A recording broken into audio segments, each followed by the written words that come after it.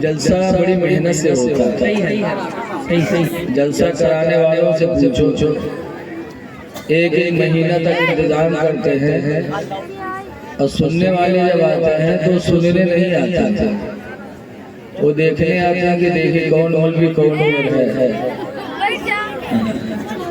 कैसे कैसे सुनने नहीं आते थे, देखने के लिए आते थे। हमारे बहरेज में एक शायर है अल्लाह, एक जगह हम लोग मिलाप पड़े गए बाबागंज के पास, तो एक आदमी आग के काना हुआ काना में खतरे खुलते आवा के साहब को आवा है अल्लाह मौलाना आए कि नहीं आए, तो सबसे हैं वो तो नहीं आए हैं, कहीं तक को आवा कहीं मौलाना लोग आए हैं, कहाँ है? तो हम लोग बैठे थे 2-3 लोग, जो हम लोगों को देखा तो गए भाई जलसा हो चलो सो जाए। अब वो अल्लाह मौलाने के चक्कर में पड़ा। अरे आते हो तो कुछ सीख के जाओ। सही है, बिल्कुल। हदीस पाक में नबी हुरैरा ताला रसूलुल्लाह सल्लल्लाहु अलैहि वसल्लम हजरत अबू हुरैरा रज़ियल्लाहु ताला अन्हु से रवायत है, फरमाते हैं अल्लाह के रसूल ने इरशाद फरमाया, जाइआनी ला यशबान, हुजूर फरमाते हैं दो भूखे ऐसे हैं जो कभी आसूदा नहीं होते, दो पेटू ऐसे हैं जिनका पेट कभी नहीं भरता। वो दो कौन है? नंबर 1 पर फरमाते इल्म का भूखा, जो इल्म का भूखा होता है उसका पेट भी भर नहीं सकता, पूरी जिंदगी इल्म सीखे। इसीलिए हुजूर भी फरमाते उतलुबुल इल्मा मिनल महदी इलल्लाह के लोगों माँ की गोद से इल्म हासिल करना शुरू करो, पूरी जिंदगी हासिल करो, इलल्लाह भी यहाँ तक कि पैर कब्र में पहुँच जाए। पूरी जिंदगी इल्म का हुसूल करो, इल्म का भूखा कभी पेट उसका भरेगा। लेकिन आज लोग अगर ये किताब उर्दू पढ़ लेते हैं तो कहते हैं हम क्या करेंगे, जितना मौलाना बताइए उतना तो हम जानते हैं। वो बहुत बड़ी मुफ्ती बनी। जरा बैठ जाओ भैया, बैठ जाओ, ताकि ये महसूस हो कि आप भी सुनने के मूड में हो। ऐसे ही माहौल गड़बड़ सड़बड़ था, एक मौलाना तकरीर के लिए बैठे और कोई सुनने के लिए तैयार नहीं, तब मौलाना ने कहा, हाय अफसोस इस्लाम कितना पीछे हो गया। यानी लोग इस्लाम से कितना दूर हो गए। मौलाना ने कहा, हाय अफसोस इस्लाम कितना पीछे हो गया।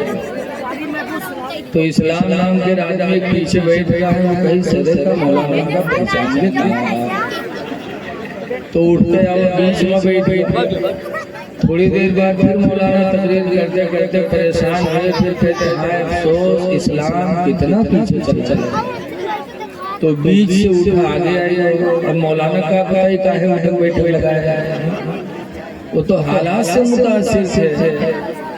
थोड़ी देर बाद फिर तकरीर करते कहते हैं हाय अफसोस इस्लाम कितना पीछे चला। बहुत खड़ा होगा कि इसका मौलाना पूरे खोपड़े पड़े पीछे रहा, बीच से आगे आए, कहा तो पीछे चला गया। तो कुछ आवत है जब सुने तो अल्लाह जाने दिमाग में हाथ गया कि क्या कह रहे हैं और हमें क्या समझना चाहिए। इल्म का भूखा उसका पेट कभी नहीं भरेगा।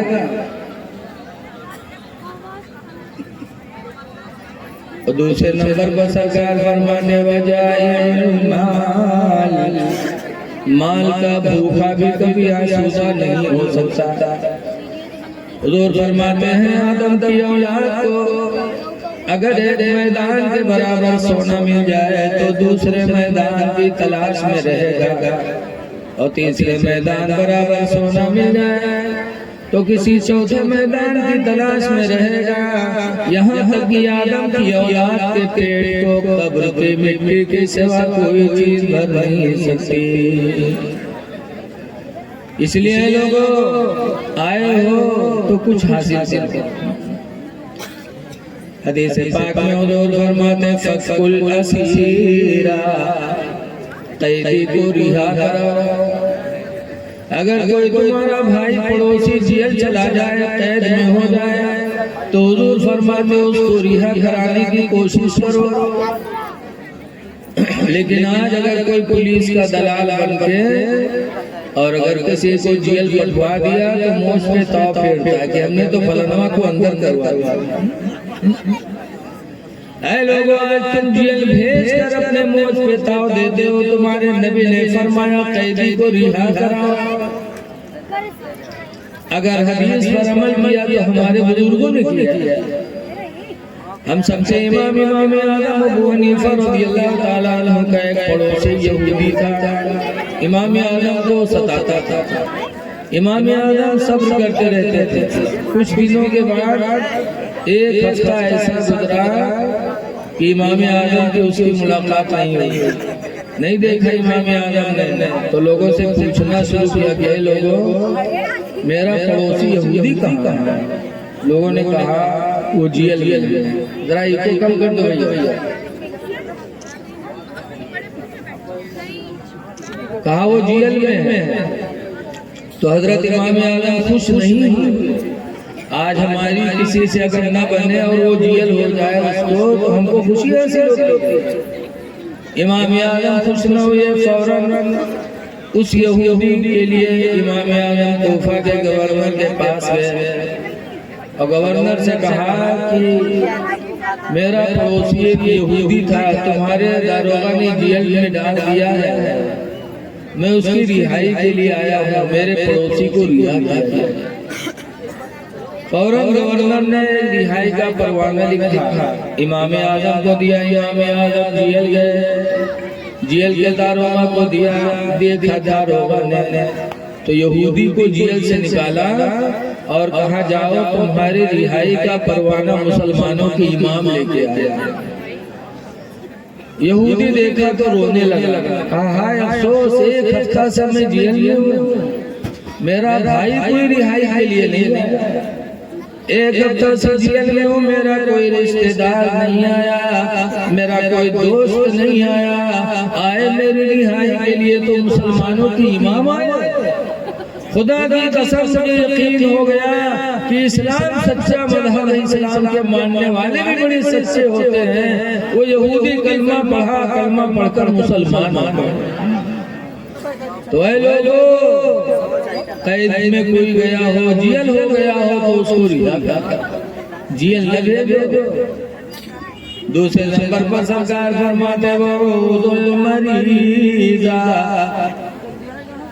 दूसरे नंबर पर फरमाते वतुइमुल जाइआ, और भूखों को खाना खिलाओ। कोई भूखा हो, हिंदू हो या मुसलमान हो, अगर भूखा मिल जाए दरवाजे पर, अल्लाह तुम्हें तो दे तो उसको खिलाओ, क्योंकि वो अल्लाह का एक बंदा है। हदीस पाक में रहमहु मन फिल अर्दी, जमीन वालों पर रहम करो, यरहमुकुम मन फिस समा, तो आसमान वाला तुम पर रहम फरमाएगा। अल्लाह तुम पर रहम करेगा अगर जमीन वालों पे रहम करोगे। तो भूखों को खाना खिलाओ। ये खाना खिलाना, पानी पिलाना ऐसा नेक अमल है। माशाअल्लाह, बहुत से बच्चों का खत्म कुरान हुआ, उनके घर वालों ने लंगर जारी किया, लोगों को खिलाया। दुनिया में अगर एक गिलास पानी भी किसी को पिला लोगे, एक लोटा वजू का पानी दे दोगे, तो इंशाअल्लाह ये नेकी भी तुम्हारी बख्शिश में काम आ सकती है। हदीस पाक में जो क़यामत के दिन फैसला होगा, जन्नती जन्नत में जाएंगे, जहन्नमी जहन्नम की तरफ चलेंगे। तो जन्नत जहन्नम में जाने वाले लोग जन्नतियों को मुड़ मुड़ के देखेंगे कि देखेंगे कोई हमने दुनिया में मदद की हो तो आज बदला मांग ले। एक जहन्नमी किसी जन्नती को पहचानेगा तो बोलेगा हदीस पाक में, अमा अरफ्तनी या फला, ऐ फला क्या तू मुझे नहीं पहचानता? इन्नी आतैतुका शरबतन फी दुनिया, बेशक मैंने दुनिया में तुझको एक गिलास पानी पिलाया था। फशफ़नी इंदल्लाह, तो अल्लाह के नजदीक मेरी सिफारिश कर दो कि अल्लाह मुझे भी बख्श दे। वक़ाल आखर, दूसरा जहन्नमी जब पहचानेगा तो भी एक जन्नती से बोलेगा, अमा अरफ्तनी या फला, ऐ फला क्या मुझे नहीं पहचानते? इन्नी आतैतुका वज़ूअन फी दुनिया, बेशक मैंने दुनिया में तुमको वज़ू का पानी दिया था।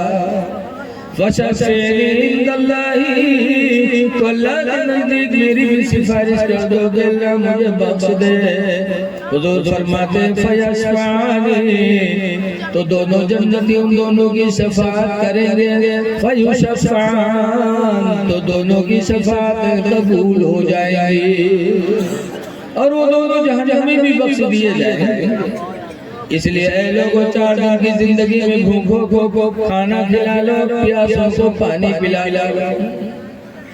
लेकिन कुछ लोग हैं जो सोचते हैं कि जान चली जाए लेकिन रुपया नहीं। एक आदमी रहा है, रुपया कमाए बटोरिस्त चले गया बढ़िया दुकान पर, बहुत पहले के बाद तो बढ़िया से लोग ये फुटफुर कर रख ले, हमका नंबर ही दे, तो नंबर ही नोट दे दिए बढ़िया। तो जब नंबरी नोट पैसों का फैला देते, बहुत खुश की हमका 100 के नोट मिल गया, लावा कपड़ा बांध के बक्सा में रख देते। रात भर के खुशी के मारे नींद न आए कि 100 के नोट धरा है। सुबह भर तो फिर बक्सा खोल के उसका निकाल के देख के बांध के दे दी, सारा का काम कर। और शाम के लौटा तो फिर बक्सा जुटा, फिर बक्सा खोले, फिर खोल के रुपये वक्त देख ली, बांध के फिर रख दी। सुबह उठ के देखे, शाम के आवे देखे, ईमेल खोल देते। ऐसा लगे जैसे बक्सा में कोनो मजार बंद की है। सुबह शाम देखते, अल्लाह मर्जी जुमा के दिन आवा तो जुमा के दिन चला का काम कर, दुकान नमाज जुमा। कुछ बदनसीब ऐसे हैं जो नमाज जुमा भी छोड़ देते। हदीस पाक में हुजूर फरमाते हैं, जो मेरी उम्मत में गरीब है, गरीबों का हज अल्लाह ताला ने नमाज जुमा में रखा है कि जब मेरा कोई गरीब उम्मती नमाज जुमा अदा करता है तो गोया कि उसने एक हज अदा कर लिया। लेकिन अफसोस है कि नमाज जुमा के दिन लोग उसका एहतराम नहीं करते। चला गया हज कर, चला गया काम कर, और जुमा के दिन रहता है। मस्जिद के बगल में उनका घर है तो मौली साहब जुमा में तकरीर करे लगे कि भाइयों, अपने माल की ज़कात दो, 40 में 1 100 में 2.5 ज़कात देना फर्ज है। जो नहीं देगा उसको अज़दहा सांप कब्र में काटेगा। माल अज़दहा बन के आएगा, लिहाजा अपने माल की ज़कात दो। तो जो उनके घरा मस्जिद के दायरे रहा के मेहरुआ तकरीर सुनी तो सोचिस कि हमरो घरे 100 के नोट धरा है, अगर 2.5 रुपया न देवे तो हम लोग का अज़दहा सांप काटे।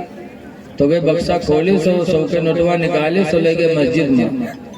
पहले मौलवी 2.5 रुपया काट ले, तो मौलवी 2.5 रुपया काट ली, 97.5 दिन लाई, कपड़ा बांध के बक्सा में रख दी। अब कोई आदमी जब शाम के लौटा तो आदत के मुताबिक बक्सा जुटा, बक्सा खोले तक वो कपड़वा उठे, सुखा खोले तो खन्न से अठन्नी नीचे गिरी, तो के जो खटका के घायल लगा फुटफुट फंसाएगा। गिनीस तो देखे 97.5, तो रतिया गोहरे इसके सिया और रे ये कैसे रे 100 के नोट धरा रहा ढेर का होगे रे। तो कैसे रे मौलवी तकरीर करता रहा जुमा में है कि अपने माल की ज़कात नहीं दोगे, 40 में 1 100 में 2.5 तो माल अज़दहा बन के कब्र में काटेगा, तो वही दे 2.5 रुपया। तो इस कम वक्त नहीं की जिंदगी में पहली दफा 100 के नोट पाया रहा, वहाँ तो राय डाले रे जले गया मौलवी से। तो कहीं अल्लाह नाम पर दिए थे मांगे जी, पहले हम घर छोड़ दे बेटे रुपया खाते, और के छोड़ दो, लेकिन हम मांगे नहीं। ले 2.5 रुपया खाते अपन जान गंवाए दे बेटे। कहीं ले आओ, कहीं ले आओ, कहीं नहीं मर जाओ, लेकिन हम मांगे नहीं गए। तो कहीं मरे जाए तो कहीं मर जाओ। बगैर से बाहर निकला गिरा हाथ पांव सब ढील गई। अब कोई हाथ उठावे तो उठे, छोड़ दे बदले से गिर जाए, पैर उठावे तो उठे, छोड़ बदले से गिर जाए। तो लोग सोची यार सही मरेगा का यार। तो का दफनाव फनाव तैयारी होला, कबर बर खोद गए तो का नौ है नहाए भी ली पर रहे से कपड़ा कफन पहने वो पहन ली, तन को नहीं डरा। जब गए जनाजा लेके चले तब के औरतिया के यहाँ घबराहट है कि हाय अल्लाह अभी तक तो नहीं मरा है, लेकिन 90 मर गई, जहाँ कबर में दबई है तो मर जेबे कर। बहुरतिया दौड़ी, काहे भाइयों हमारे आदमी का जनाजा है, अल्लाह के वास्ते रख दो, आखिरी बार इधर हम अपने आदमी से कुछ बात कह ले। तो रख दिन जनाजा दूर हो गए। तो औरतिया गए काने में यहाँ कहा था कि उठ पर रे कबर तैयार है पे दबाए दे हैं रे, उठ पर। तो कहा था 2.5 रुपये ले ही है, कहीं सुखा तो ना ले। कहा था भाग जा, बहुत साली है नहीं उठा। औरत ये बेचारी चलिए, लोग उठाए जनाजा ले गए कब्रस्तान। उसके बाद नमाज पढ़ के कबर में रखे, बरगा के लकड़ी जोड़ी मट्टी दे जाता है। तब तक औरतिया फिर घबरा कि हाय अल्लाह अब मर गई, अब न बची। फिर दौड़े कहे भाइयों अल्लाह के वास्ते जरा थोड़ी देर और रुक जाओ, दूर हो जाओ, आखिरी बार इधर हम अपने आदमी से बात कह ले। तो फिर दूर हो गए लोग, वो कब्र में उतरी और फिर उनके काने में यह कहा था कि उठ पर रे, देख लकड़ी जोड़ देने पे फाड़ के हैं तो कह रहे उठ पर। तो कहते 2.5 रुपये ले लिए, कहीं चुका तो ना ले। तो कहते फाड़ देते, बहुत जालिम रहा, नहीं निकला। जब नहीं निकला तो औरतिया बेचारी बाहर है, तो लोग पूछें का बहुत कुछ बातचीत है। तो औरतिया कहते हाँ हमारा आदमी हमसे वसीयत की है कि हम मर गए, हम कोई नेके नहीं कह पावा है, लिहाजा हमारे घर मस्जिद के नाम बैनामा कह दिए। जब वो सुनी तब फड़फड़ाए के कूदा, कई सारे उठे गिरी। हम 2.5 रुपया कहते जान गंवाए देते, तो घरों मस्जिद में लिखे जाते रहे कम वक्त कहूँ। तो ऐसे ऐसे आदमी पड़े हैं कि जान चली जाए लेकिन रुपया नहीं। लेकिन ये लोगों अल्लाह को राजी करने के लिए भूखों को खाना खिलाओ, ये मेरे नबी का फरमान है। और 3 नंबर पर फरमाते वरूदुल मरीज़ा, अरे मेरे उम्मतियों बीमार पड़ोसियों की अयादत किया करो, बीमारों की अयादत करो। मुस्लिम शरीफ की हदीस में है कि क़यामत के दिन एक बंदा रब की बारगाह में हाजिर होगा तो अल्लाह ताला उससे नजर रहमत मोड़ लेगा। जब नजर रहमत मोड़ेगा तो बंदा कह गए परवरदिगार मैंने तेरी रजा के लिए नमाजें पढ़ी हैं, रोजा रखा है, हज भी किया, ज़कात भी दिया, अल्लाह तो हमसे नजर रहमत मोड़ रहा है। तो अल्लाह फरमाएगा कि मैं बीमार पड़ा था तो मुझे देखने नहीं आया। तो बंदा कहेगा अल्लाह तो कब बीमार हुआ? बीमार होना तो मखलूक की सिफत में है, कैफियत में है, इलाही तू माबूद है, तो कब बीमार हुआ? तो अल्लाह फरमाएगा तेरा फला पड़ोसी बीमार था, तू देखने नहीं गया, अगर तू उसे देखने जाता तो मैं अपने बंदे के पास मौजूद था, मेरी तेरी मुलाकात हो जाती। पता चला कि जब कोई बीमार होता है तो अल्लाह की रहमत वहाँ जलवागर होती है। इसलिए अपने बीमार पड़ोसियों की आदत किया करो, चाहे पड़ोसी हिंदू हो चाहे मुसलमान हो। देखने जाओ, आ जाओगे तो अल्लाह की रहमत तुमसे मिलेगी। इमाम गजाली ने मुकाशफतुल कुलूब में लिखा है कि जब हुजूर एक यहूदी बच्चे की देखने के लिए तशरीफ ले गए तो हुजूर का अमल हम उम्मत के लिए तालीम दी। और पड़ोसी भी 3 तरह का हुजूर ने बताया है। तो एक पड़ोसी वो भी है, 3 पड़ोसी होते हैं और पड़ोसी का बड़ा हक है। एक पड़ोसी वो जो मुसलमान भी हो, रिश्तेदार भी हो, पड़ोसी भी हो, तो 3 तरह का हक हो गया। और एक वो जो मुसलमान हो और पड़ोसी हो, और एक वो है जो मुसलमान भी ना हो लेकिन तुम्हारा पड़ोसी हो, तो वो भी तुम्हारा पड़ोसी है, उसकी भी मदद तुम पर जरूरी है। तो ये लोगों हुजूर सल्लल्लाहु अलैहि वसल्लम की तालीमात पर अमल करने की कोशिश करें। आज हम लोगों में मोहब्बत खत्म हो गई, जलन है कि फला कैसे बर्बाद हो, लेकिन ये लोगों जलन कैसे दूर होगी? हुजूर फरमाते तहादू, ऐ लोगों हदिया दिया करो, हदिया भेजो। कैसे? घर में गोश्त बने, मीठा बने, खीर बने तो प्याले में अपने पड़ोस को भी दे दो। तहादू, हदिया भेजा करो। लियन्नल हदियता तुज़ीबु हर्र सदरी, इसलिए जो हुजूर फरमाते हदिया दिलों के जलन को दूर कर देती है। दिलों में जो जलन होती, कीना होता है, पड़ोसी के दिल में जब तुम हदिया भेजोगे तो तुम्हारी हदिया की वजह से उसका दिल का हसद, जलन सब खत्म हो जाएगा और वो तुमसे मोहब्बत करेगा। इखलाक के साथ जियो। आज हमारे बच्चे हिफ्ज़ कुरान से फारिग हुए हैं, इनसे हमारी गुजारिश है कि हाफिज होने के बाद आलिम भी बन लें। ना आलिम बन सके तो 2-3 जमात जरूर पढ़ लें, वरना मसाइल की जानकारी नहीं होगी तो फिर शरीयत पर अमल करना मुश्किल है।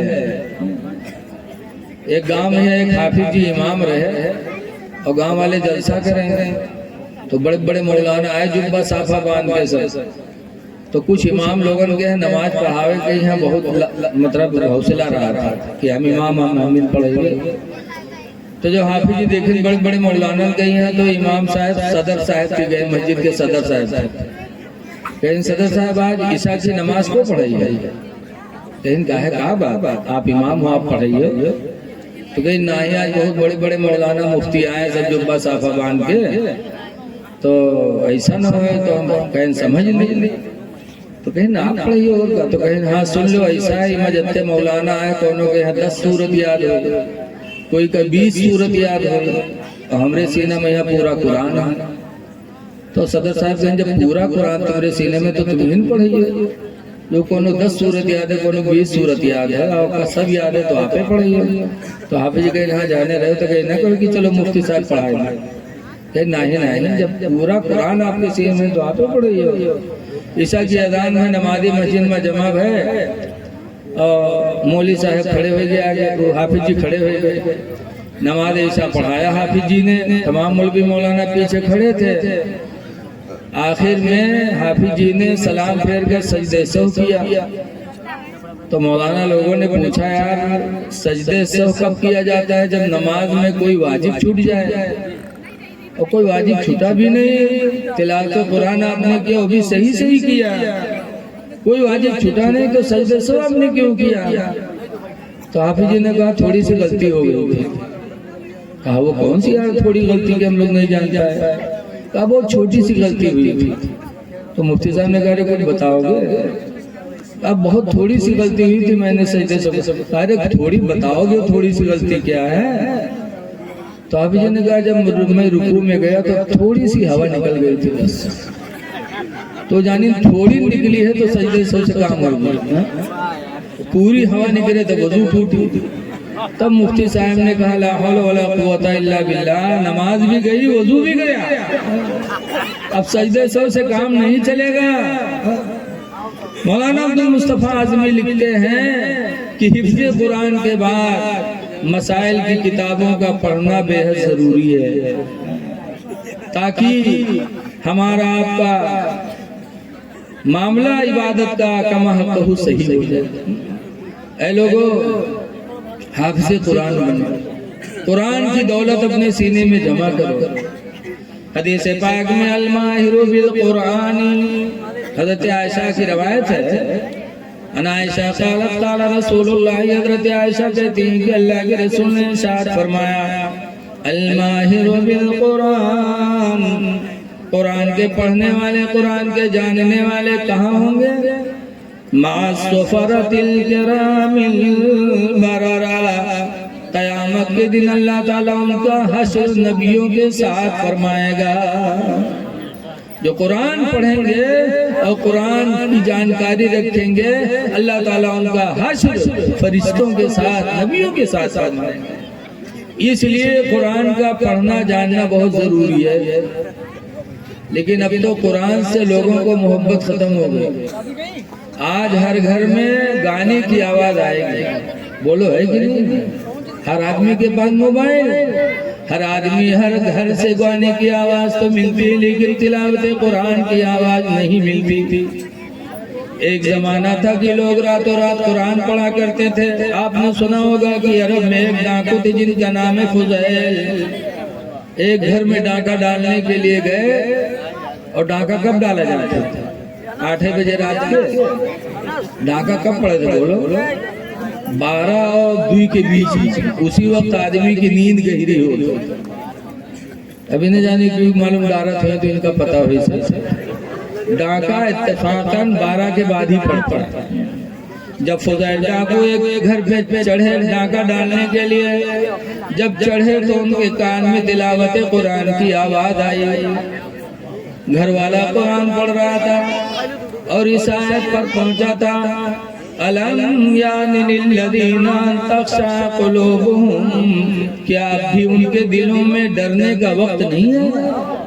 क्या अभी वक्त नहीं है कि लोगों के दिल अपने खुदा से डर जाए? फुजैल जहाँ डाकू थे, अरब के रहने वाले थे, इसलिए उन्हें अरबी का मतलब भी मालूम था। जैसे सुना कि अभी अल्लाह से डरने का वक्त नहीं आया, फुजैल के दिल में खुदा का डर पैदा और उसी से पलट पड़े और पलटे घर जा रहे थे। रास्ते में 2-3 मुसाफिर बैठे आपस में बात कर रहे थे कि रात की तन्हाई है, तारीकी है, यहीं बैठे रहो, वरना कहीं फुजैल डाकू मिल गया तो बर्बाद हो कर दिया। जब फुजैल ने सुना तो रोने लगे, या अल्लाह, मैं इतना बदनसीब निकला कि मेरे वजह से तेरे बंदे रातों रात सफर नहीं करते।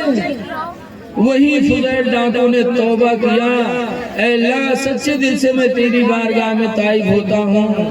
तौबा किया और गए घर सोए, और सुबह उठे तो अल्हम्दुलिल्लाह अल्लाह ने उन्हें विलायत अता फरमाई। तो एक जमाना था कि घरों में कुरान पढ़ा जाता था तो वो कुरान दूसरों के ईमान का सहारा बन जाता। आवाज घर घर में गाने की आवाज। एक जमाना था कि लोग कुरान से बहुत मोहब्बत करते थे। बहुत पहले की बात बता रहा हूँ। 2 आदमी रहे, दोनों आदमी की बड़ी गहरी दोस्ती रहे। एक के नाम रहे अंगना, दूसरे के नाम रहे पैरा। दोनों की बड़ी गहरी दोस्ती। तो एक दिन अंगना कहे कि हमारा मर्तबा तुमसे बड़ा है, तो पैरा कहे नहीं कैसे? तो अंगना कहे हमारा नाम कुरान शरीफ में लिखा है और कुरान शरीफ बड़ी किताब है, लिहाजा हमारा मर्तबा तुमसे बड़ा है। तो पैरा कहे कि अंगना कहाँ लिखा है रे कुरान? तो अंगना कहे तब्बत यदा मां नहीं लिखा है, माँ अंगना थोड़ी लिखा है, उसमें लिखा है तब्बत यदा अबी लहब व तब, अबू लहब के दोनों हाथ टूट जाए, व तब और टूट ही गए। बद्दुआ है अबू लहब के। सयस्ला नारन ज़ातन करीब, वो जहन्नम की दहकती आग में जाएगा, वो अमरात हो उसकी बीवी भी जाएगी। मागनालहु मालहु व मा कसब, उसका माल और उसकी कमाई उसको जहन्नम से बचा नहीं पाएगी। वहाबियन के यहाँ चाहिए कि ये सूरत कुरान से निकाल दे, इसलिए कि वहाबी कहा था कोई बुरा कहे बुरा न कहे। वहाबियों का एक ये भी है, हम सुन्नियों का एक अकीदा है भी कि जरूरियात दीन का मानना जरूरी है, और जरूरियात दीन में है कि बुरे को बुरा जानो, वरना बुरे को बुरा नहीं जानोगे तो अच्छे बुरे में फर्क कैसे करोगे? वहाँ भी कहते कोई बुरा न कहा चाहिए, और जब तब्बत यदा पढ़ोगे तो अबू लहब की बुराई होगी। अच्छा बताओ, अरबी में कोई गाली दे तो गाली नहीं है, गाली गाली है कि सीधी जबान में दी जाए। अबू लहब की बुराई है इसमें, क्यों? इसलिए कि हुजूर ने मक्का वालों को एक पहाड़ी पे जमा किया था, और जमा करने के बाद फरमाया था लोगों अगर मैं कुछ कहूँ तो सच मानोगे झूठ? तो उन लोगों ने कहा था आप कभी सच झूठ बोले ही नहीं, आप जो कहेंगे सच कहेंगे। तो हुजूर ने फरमाया था ला इलाहा इल्लल्लाह मुहम्मदुर रसूलुल्लाह, अल्लाह के अलावा कोई इबादत के लायक नहीं, मैं मोहम्मद अल्लाह का रसूल हूँ। तो अबू लहब ने दोनों हाथ उठाया था, कहा था तब्बन लका या मोहम्मद, ऐ मोहम्मद तुम्हारे हाथ टूट जाए। इसी के लिए बुलाया था तुमने, हमारे माबूदों की बुराई करने के लिए। जब उसने कहा तब्बन लका या मोहम्मद, ऐ मोहम्मद तुम्हारे हाथ टूट जाए, अल्लाह ने फौरन हजरत जिब्रील को भेजकर और सूरह तब्बत यदा सुनाई कि ऐ महबूब घबराओ नहीं, तुम्हारे हाथ नहीं बल्कि तब्बत यदा अबी लहब व तब, अबू लहब के दोनों हाथ टूट जाए, टूट ही गए। बहरहाल बुरे को बुरा जानना पड़ेगा, वो नबी का दुश्मन है तो हम सबका दुश्मन। तो अंगना ने अपनी बात बनाने के लिए सीधे कह दिया कि तब्बत यदा में अंगना नहीं लिखा है, तो पैरा कहे तो हमार नाम, तो अंगना कहे सिर्फे है ये नहीं में पैरा कहाँ है, कुरान में पैरा नहीं है। तो पैरा उठा गवा मस्जिद के इमाम साहब की है, मौली साहब से कहीं मौली साहब तो नहीं हमारा नाम कुरान में ढूंढ दो, कहा नाम है, कहीं पैरा, पैरा कहाँ है कुरान में। तो पैरा कहे ढूंढ दो मौली साहब, ढूंढ दो, हमारी बेइज्जती होते हमारे दोस्त अंगना के नाम है, हमारा नाम नहीं है, ढूंढ दो। तो मौलवी कहीं पैरा नहीं है कुरान में, तो मौली साहब ढूंढ दो, तुमका हम 12 मन धान देवे, 56 नवा देवे, 56 कुरान देवे। जब मौलवी 12 मन धान सुनी बेईमान वहां का मौलवी के सोचिन 6 महीना नमाज पढ़ेबे तब 12 मन पेबे, ये तो आज एक मसला में 12 मन मिला गया। वो मौलवी तैयार हुई, अच्छा ठीक है जाओ अंगना से बता दियो कि आज ईशा की अजान होए तो नमाज पढ़े रहे, तो आज हम ईशा की नमाज में तुम्हारा नाम कुरान में पढ़ के बता देंगे। तो अंगना सुनी कही ठीक है चल पे देखी, जब भाई ये नहीं पैरा कुरान में तो मौलवी बताइए कहाँ से। खैर ईशा की अजान हुई, गाँव वाले अंगना पैरा। एक बात याद रखो, नकले कुफ्र नबाशा, कुफ्र की बोली को नकल करना कुफ्र नहीं। नमाज होएला, अंगना पैरा पीछे खड़े, गाँव वाले खड़े, तो मौलवी कुरान पढ़े लगे। सूरह फातिहा के बाद सूरह रहमान मौलवी शुरू कर दी। मरजल बहरैन यल्तक़ियान बैनहुमा बरज़ख़ुन ला यबग़ियान फबिअय्यि आलाइ रब्बिकुमा तुकज़्ज़िबान अल-पैर वल-पैरियान फबिअय्यि आलाइ रब्बिकुमा तुकज़्ज़िबान। तो अंगना पीछे ठाड़ रहा है, तो कहते अलगल्तो वलगल्तान फबिअय्यि आलाइ रब्बिकुमा तुकज़्ज़िबान। तो मौलवी कहते हैं 56 नवा 56 कुरान फबिअय्यि आलाइ रब्बिकुमा तुकज़्ज़िबान। मौलवी कहते गलत हो चाहे सही है, 12 मन धान के मामला। तो ऐसे ऐसे लोग हर जमाने में पाए गए कि थोड़े से पैसे के लिए उनका ईमान डगमग हो गया। जैसे अभी भी एक मसला आया कि मियाँ बीवी में झगड़ा हुआ। आजकल लोग अक्सर बाहर से आएंगे और घर में घुसेंगे और किसी बात पे तू मैं होगी तो ना औरत खामोश ना मर्द खामोश। जबकि लिखा है कि सबसे अच्छी औरत वो है कि मर्द बाहर से आए और औरत को एक निगाह देख ले तो उसकी सारी परेशानी खत्म हो जाए, वो औरत सबसे अच्छी। लेकिन आजकल की औरतों का हाल अजीब है। सुबह हुई तो आदमी के यहाँ बासी बासी खवाई के पठाई दे हैं, तब बाद में ताजा खाना बनाई नहीं तो खई है तो के मोहल्ला में घूम घूम पंचायत करी हंसी है खेली है। और जब शाम हुई जनिए कि हमारे आदमी के आवे के टाइम होएगा है, बस मुँह पता ना फुला घर में बैठ बैठ। अब उस शाम के जब निराह तरसा लौटी तो ना अब्बक देखी ना अम्मक देखी। अब्बा अम्मक देखे कौन खाएगा? अरे हम कितने बदनसीब हो गए जो वालिदैन को नहीं देखते। हुजूर फरमाते मन नज़र वजहल वालिदैन नज़रत रहमा, जिसने अपने माँ बाप को एक नजर रहमत भरी निगाहों से देखा, फ़कतबल्लाहु लहू हज्जतन मबरूरा, तो अल्लाह ताला उसको एक हज मकबूल का सवाब अता फरमा देता है। लेकिन माँ बाप का चेहरा नहीं देखते। शाम के जब लौटा निरहा तरसा तो ना अब्बा ना अम्मा, ना भाई ना बहन ना बिटिया ना लड़का, फौरन आवा। तो कहते गुड्डू कम्मी कहाँ है गुड्डू कम्मी? नहीं देखे भाई तो घर में घुसा, और जब घर में गवा तो हम देखे ढूंढे पैबो की तो हम मुँह पता ना फुलाए बैठे। अब ठाड़ बेचारा बड़ी हिम्मत के उंगली लगे इसके आ बात गुड्डू कम्मी कहा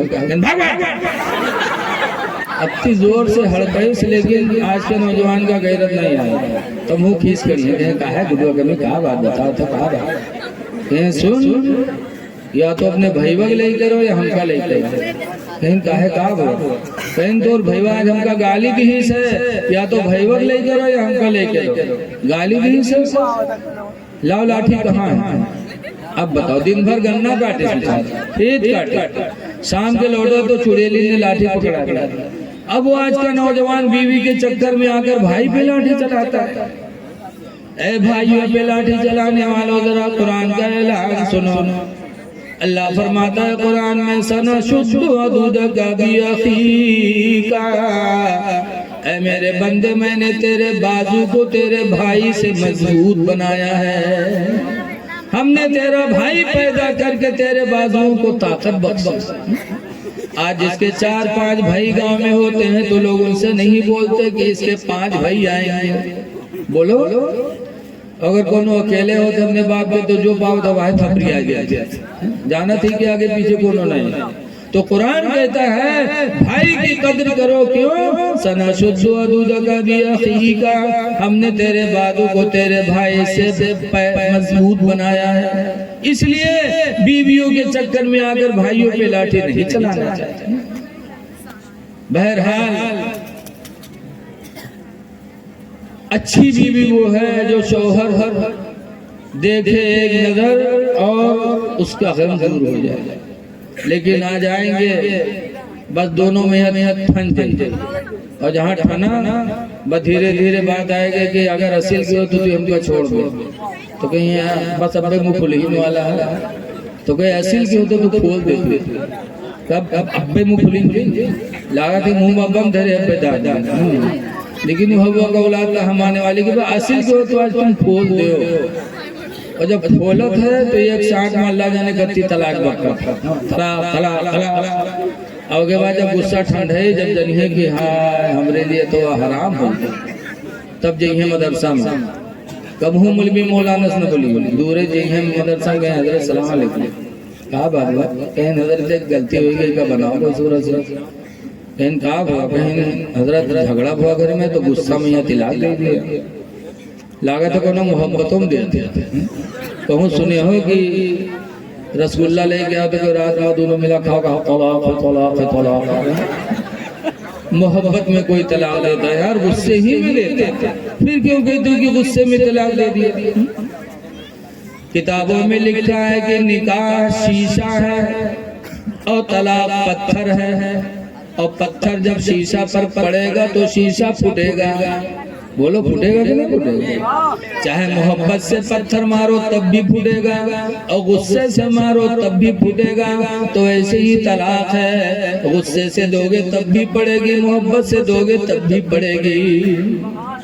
लेकिन जइए कहें गुस्सा में तलाक निकल गया, पूछो करते कई बार कहे तो गुस्सा में जाने नहीं पाए, कई बार बग गए, जब बताए ना तुम्हारे लिए वो हराम हो गया जायज नहीं है, तो कहीं ना ही मौलाना साहब का बनाओ कोई सूरत से जो हम खर्चा पानी हो लो लागत वो में हम उसको जाफरान लागा, लेकिन जो अल्लाह का खौफ रखेगा वो हराम को हलाल थोड़ी कहेगा।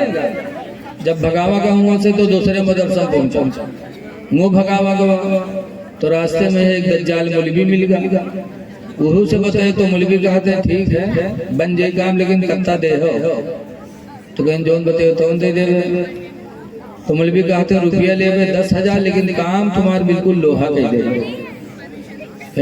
दी 10,000। जब 10,000 मौलवी पाएंगे तो कहते हैं अच्छा ही बताओ कौने दिन तलाक ली है रहा, तो सोचे सांचिस के मौलवी साहब इतवार के दिन रहा, इतवार के दिन कहीं ना कहीं जाओ, इतवार के कहाँ तलाक करते, इतवार के दिन कोर्ट कचहरी सब बंद रहा था, तलाक नहीं रहा हुआ थे उस दिन, जा लगाए दी दज्जाली मुहर। हाँ तो जैसे जैसे तलाक देने वाले वैसे दज्जाली का मसला भी बताने वाले हो, तलाक न दिया करो नौजवानों। हदीस पाक में अन महमूद इब्न लबीद हजरत महमूद बिन लबीद से रवायत है, क़ाल अख़बरा रसूलुल्लाह सल्लल्लाहु अलैहि वसल्लम बिरजुलिन, महमूद बिन लबीद कहते हैं कि हुजूर को एक आदमी के बारे में खबर दी गई, तल्लक़ इमरातहु सलासत तलीक़ातिन जमीआ, कि अल्लाह के रसूल फला ने अपनी बीवी को 3 तलाक एक साथ में दे दिया। तो हुजूर बैठे थे रहमतुल लिल आलमीन है हुजूर, लेकिन हदीस में फकाम गदबान, तो सरकार गुस्सा होके खड़े हो गए। वक़ाला अयलअबु बिकिताबिल्लाहि अज़्ज़ा व जल्ला, हुजूर फरमाते हैं क्या हुआ, अल्लाह की किताब से खेल खेला जा रहा है। वाना बैना अज़ूरिकुम, दरहाली कि मैं तुम्हारे बीच में मौजूद हूँ। जब मेरी मौजूदगी में कुरान से खेल खेला जा रहा है तो मेरे बाद तुम्हारा क्या हाल होगा। कि जब कुरान ने 3 तलाक एक साथ में देने से मना किया, फिर दे रहे हो तो कुरान से खेल खेल रहे हो, मेरे बाद तुम्हारा क्या हाल होगा, मेरी मौजूदगी में है। पता चला कि अल्लाह के रसूल भी नाराज होते हैं तलाक देने से, अल्लाह भी नाराज होता है। लिहाजा लोगों तलाक न दिया करो। औरतें कमअक्ल हैं, कमअक्ली की बुनियाद पर अगर कुछ कह दे तो सब्र कर लिया। एक बुजुर्ग थे हजरत सैयद अबुल हसन खिरकानी, खिरखान के रहने वाले, बहुत मुरीद थे उनके। एक दफा कुछ मुरीद लोग सोचे चलो पीर साहब की जियारत के आवा जाए, तो कुछ मुरीद बटूर के गए खिरकान। अहुआ जब पहुंचे हजरत के दरवाजा खड़बड़ाई तो हजरत रहा ने हजरत की बीवी दरवाजा खोले, पूछें कैसे, तो मुरीद लोग कहें भाई हजरत कहाँ है, तो उनकी बीवी खड़बड़ाने कहें हजरत हमरे यहाँ हजरत को है भैया, हजरत को है। कहीं हजरत सैयद अबुल हसन खिरकानी, कहीं हाँ वो दज्जलवा के यहाँ हजरत कहा था तुम लोग, वो कहा हजरत कहा था कि बकाए माए तो नहीं हो तुम लोग। अब वो मुरीद खड़बड़ाने कहीं हमारे पीर हैं बीवी दज्जाल बताओ। तो पीर लोग मुरीद लोग पूछें कि हजरत है कहाँ, कहीं जंगल गवाह लकड़ी ले आवत हुई। बातचीत होती ही रही कि इतने में हजरत सैयद अबुल हसन खिरकानी जंगल के शेर पर बैठे लकड़ियों का बोझ आगे रखे और घर की तरफ आ रहे थे।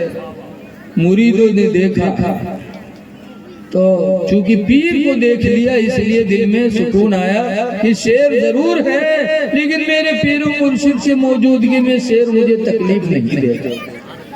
तो मुरीद खड़े रहे, हजरत आए, शेर से उतरे, लकड़ियों का बोझ उतारा,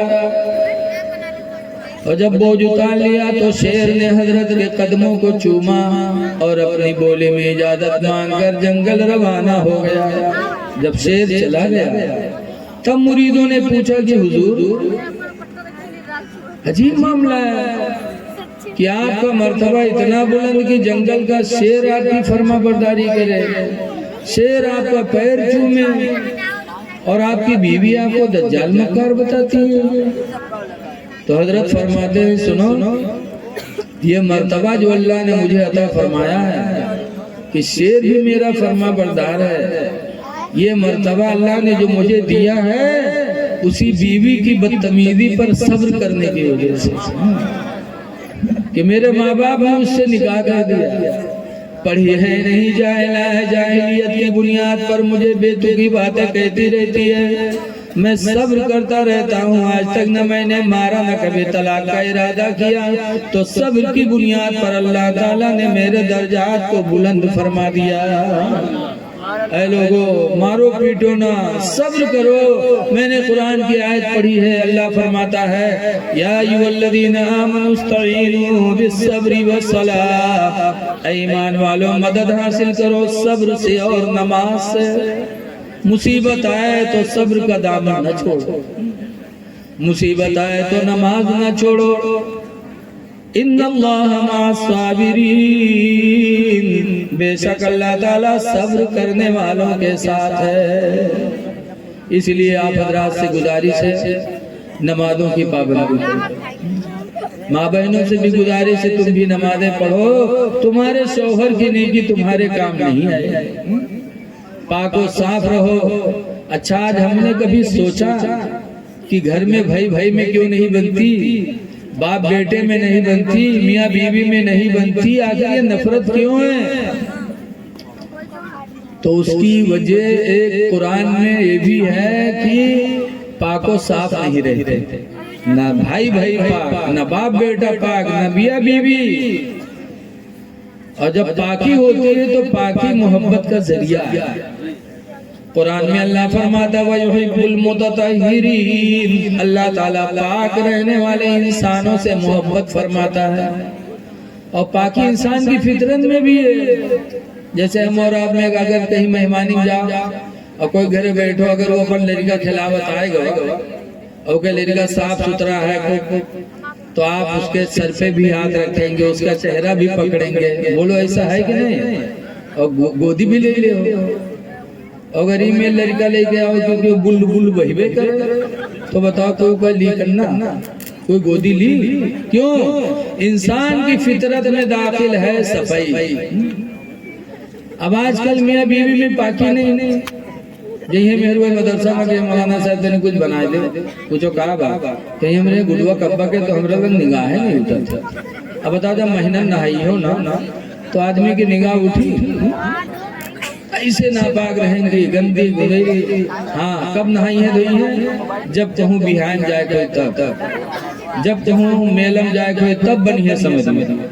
और ऐसे मेला बिहार में बन समझ के गए कोनो से मुस्किया के बतियानियों को हम मर्दवा लिख दिए, वह ऐसे लतियावे शुरू कर दिए कि किसे मुस्कियात रहे रे, किसे बतिया।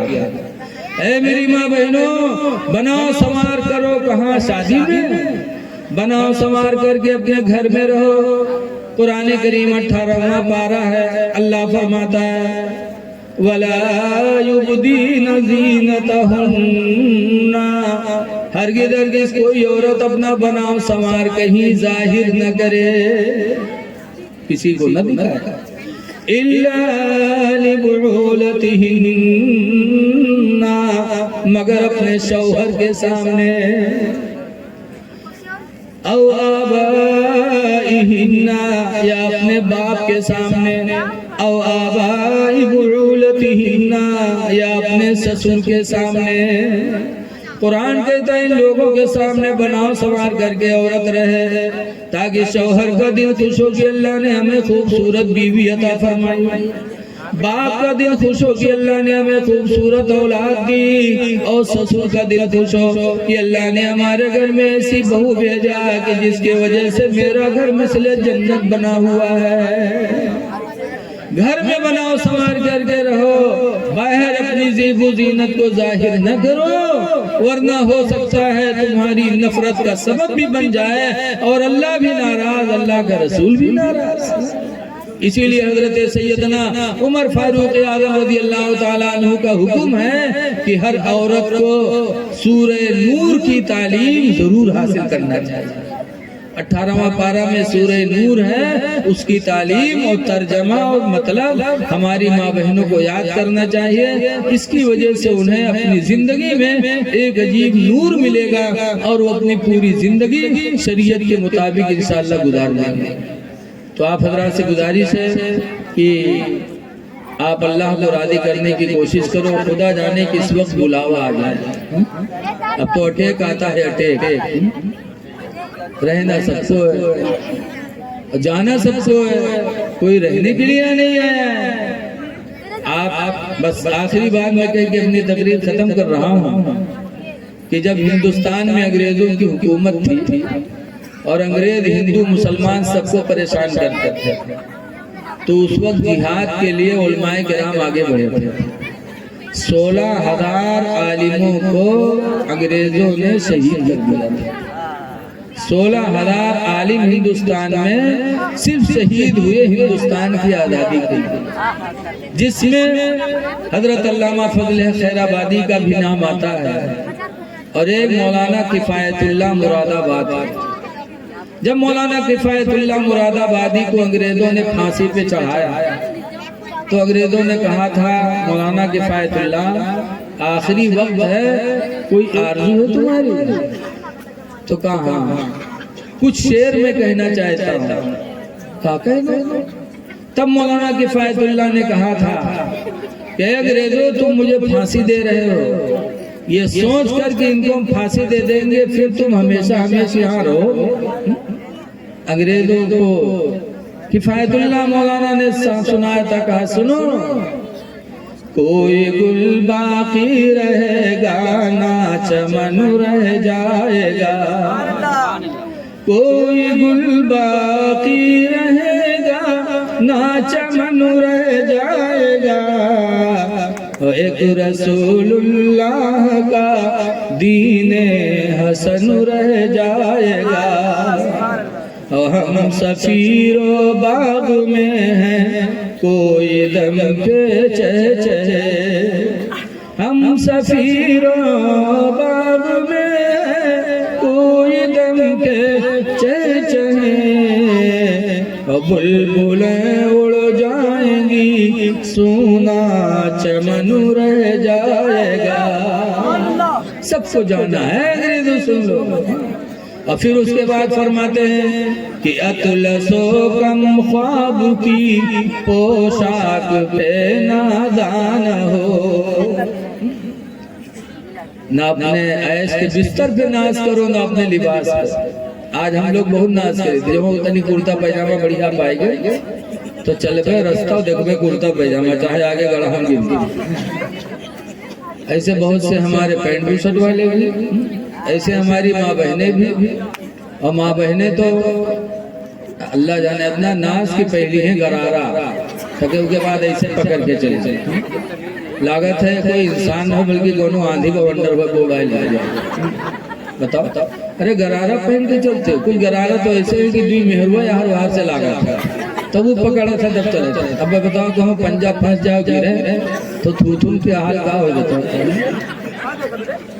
ऐ मेरी माँ बहनों ऐसा लिबास न पहनो, नाज न करो। कुरान फरमाता वाला निसा मिन निसा, कोई औरत किसी औरत को गिरी निगाह से न देखे। हो सकता है वही औरत तुमसे बेहतर हो जिसको तुम गिरी निगाह से देख दी हो। तो लिबास पे नाज न करो।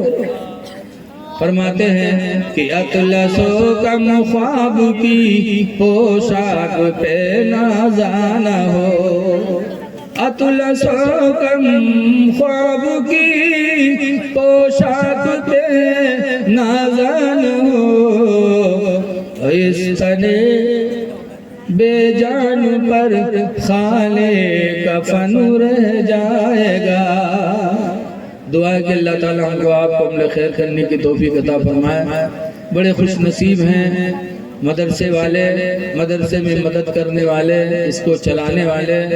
माशाअल्लाह एक बहुत बड़ा किला है जो हमारे हाफिज वाहिद अली साहब सिद्दीकी के वालिद साहब ने बुनियाद डाल दी।